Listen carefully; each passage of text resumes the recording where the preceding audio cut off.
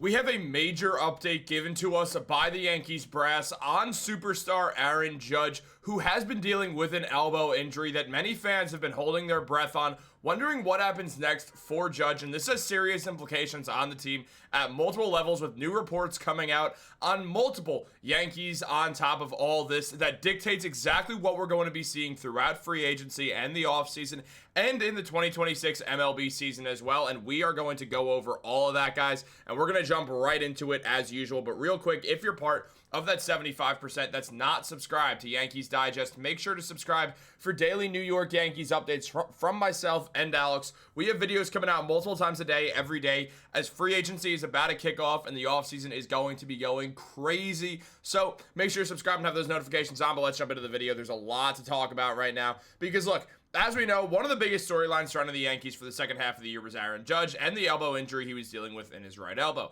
There was a lot of fear that it was a UCL injury, including Jeff Passan saying that something to think about is Aaron Judge and his elbow, and that if he keeps playing on it, it'll likely lead to a UCL tear, which obviously signifies Tommy John surgery and likely the end of Aaron Judge's career being a right fielder. Judge is a solid right fielder. He's not going to change the world out there with his fielding, but for a 6'7" power bat, he's a very good right fielder who, on top of that, has one of the better arms in baseball. That arm was severely limited throughout the second half of the season and the playoffs once he came back. And there was a lot of speculation to what the injury actually was and where the injury was going to be going for Judge moving forwards. And there was a lot of talk about it, but now we finally have an update on it, as it was revealed from Brian Hoke, Aaron Boone, and the whole crew that Aaron Judge will not need surgery, Aaron Boone said, with Boone saying he'll take some time off and continue to do strengthening and rehab stuff. On top of that, as ESPN reported, Boone said he expects Aaron Judge to be New York's everyday right fielder in 2026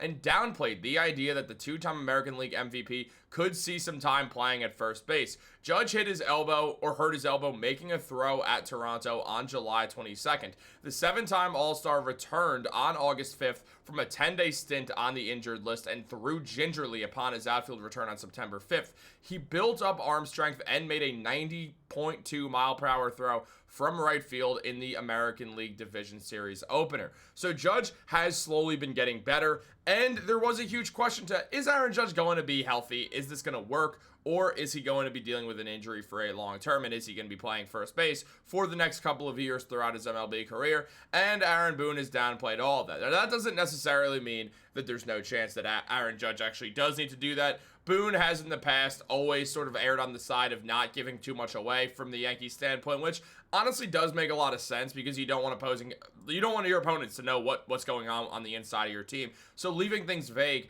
yeah, will make fans upset, but at the same time, then opposing teams can't use that against you moving forwards and go, oh, well, the Yankees need a right fielder because Aaron Judge is done. He can't play the outfield anymore. Boone just confirmed that. So now we know they're going to offer Kyle Tucker a ton of money, or they're going to be even more aggressive trying to bring back Cody Bellinger. Is Spencer Jones harder to trade for now? All that stuff becomes a lot bigger, and then the Yankees lose some of that anonymity that they have, or that, I should really say, more the ambiguity that they have. So in trades, in the future with trades and stuff, where the Yankees have made it very clear the only way they trade Spencer Jones is if they are receiving Paul Skeens in return. That's the type of stuff that when it comes down to it starts to matter. And Judge, he had an MVP level season last year. He should win the MVP award. In 541 at bats, the man, first of all, put together a 9.7 WAR, which is phenomenal. Had 53 home runs, a 331 batting average, a 1.144 OPS, and a 215 OPS plus.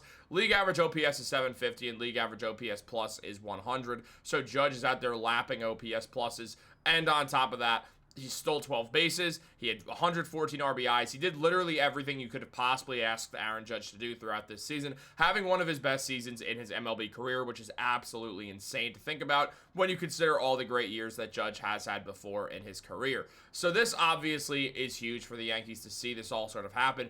And it should make fans quite excited. Now, because we look at the free agent board when it comes to just outfielders, and we see Kyle Tucker is the main prize throughout free agency. Whatever team is going to get him is going to be deemed either winners or overpayers, depending on who you ask. Now, there's a few teams that have had interest in Tucker. The Yankees are obviously one of them. The New York Mets will likely show some interest in Tucker. The San Francisco Giants will show interest. I imagine the Mariners will be interested, but they don't really love to pay people, so I don't really expect that to happen. But a lot of teams are going to show interest in signing Kyle Tucker for their team to be their right fielder and to get the elite power bat who spent most of his career at the Astros before one season with the Chicago Cubs. So with all that in mind, there is going to be a lot surrounding Kyle Tucker. And then the next one is Cody Bellinger for the Yankees, who could really play any part of the outfield, and the Yankees do want to bring back Bellinger. We will have more Bellinger updates coming up throughout as time goes on right now, but we know the Yankees like Bellinger, and Brian Cashman even said that he isn't really going to say what his number one plan is for free agency thus far, though he would absolutely love to have Cody Bellinger back on the team, which is a good sign. Bellinger should stay around with the Yankees. I find him really important for this team, and I think he will continue to be really important for the Yankees. Now, more reports have shown that from ESPN, Jasson Dominguez is expected to play regularly next season, according to Aaron Boone. He may play in winter ball, and they envision him in left field, depending on how the rest of the offseason goes as well.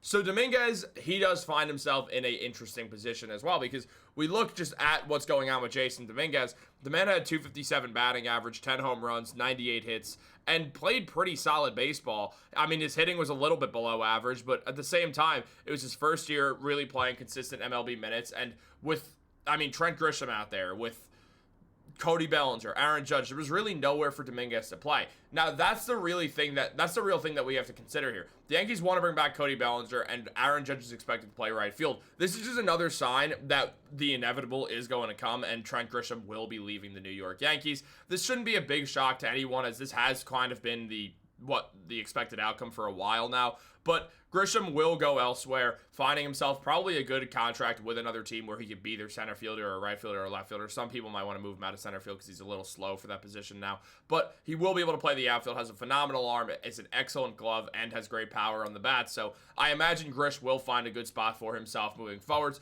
but it's not going to be with the Yankees. And Grisham had a good year with the Yankees, don't get me wrong. Having a 235 batting average, he was a good power hitter, hitting 34 home runs, had an OPS of 811 and OPS plus of 125. He's going to get paid. He's going to get paid by someone, and I really, really, really hope the best for Trent Grisham moving forward. Now, another thing the Yankees think about with the outfield is Spencer Jones. Jones has done everything he can do to show that he's an MLB-level player now, with a 274 batting average, 362 on-base percentage, and 933 OPS, hitting 35 home runs. Spencer Jones is ready. I know fans are concerned about the whole strikeout factor of it all, but he's a power hitter. Power hitters strike out.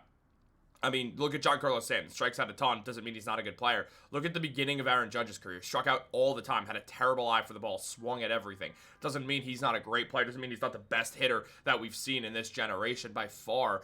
He figured out the strikeout thing too. Something that we could hope that Jones can do also. Obviously comparing people to Aaron Judge isn't always the best idea, but when you are an outfielder who's around Aaron Judge's height and plays pretty similarly to a rookie Aaron Judge, you do start to see some of the comparisons. However, the point of this is Jones is ready to go. You do want Bellinger back. Judge will likely be in the outfield as well.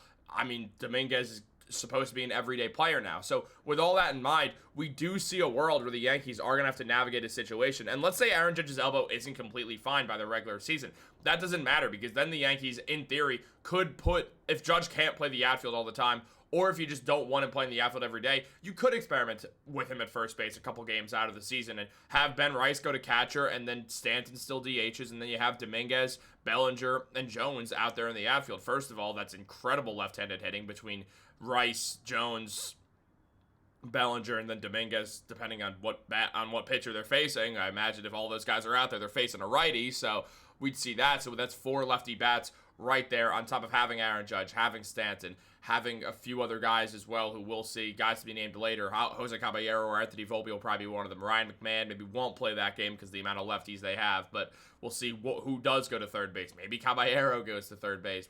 Maybe Ahmed Rosario. We'll see what happens. I know Rosario's better at hitting lefties, so I don't know if they'd play him against a righty, but we'll see what happens. Obviously, Rosario's a free agent as well, so he could just end up walking. But we don't know who's going to join the Yankees yet, but we do know that their outfield plans are set up for the Yankees to have an excellent outfielder with 2 very young players and 2 current stars in the MLB, and Yankee fans should be excited for that. It's excellent news to know that Judge does not need surgery. This could mean it's more of like a tendonitis type issue instead of an issue with his UCL, which would be an absolutely huge relief. Guys, what do you think? Let me know in the comments down below. Be sure to get back to you. Like this video, subscribe, turn on post notifications. Have a great day. Go Yankees.